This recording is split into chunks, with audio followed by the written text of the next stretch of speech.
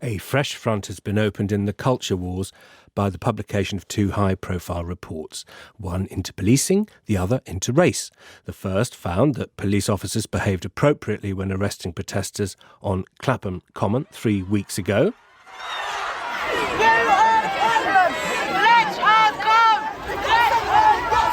The other said that Britain's argument over race relations needed to move on. It was a 200-page document summarised in a press release which was sent out beforehand, which campaigners said lets the establishment off the hook over slavery in the past and the lived experience for millions in the present. Appearing on the Today programme here on Radio 4, its recent guest editor, George the Poet, condemned personal abuse against the authors of the report, but said it raised more questions than it answered. If you enter a conversation this big with all of the context that much of British society hasn't been receiving throughout its life, and you lead, I don't know whose PR decision that was, but you lead with a headline that really a lot of people will take from it, racism is finished, we don't want to hear this anymore. Given this backdrop, you have to understand what you've walked into. You walked into that one. Well, the authors of the report urged people to read the whole document and later issued a fresh statement on Friday evening asserting that racism is real. I'll get to some of the details of that. Firstly, it's seen really as an argument about where we are in the culture wars. Now, Dominic Samuels is a 22-year-old student and a Conservative commentator. She told me as a black woman she'd suffered abuse online and been called a self-hater for criticising a culture known as woke, which she says silences proper debate about race among students.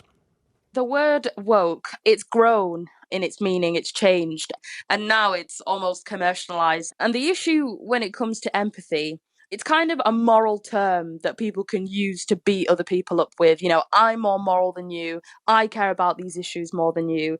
When in reality, it can be someone does care about the issues, but they just have a different way of solving them. And they just have different opinions on what those issues are caused by.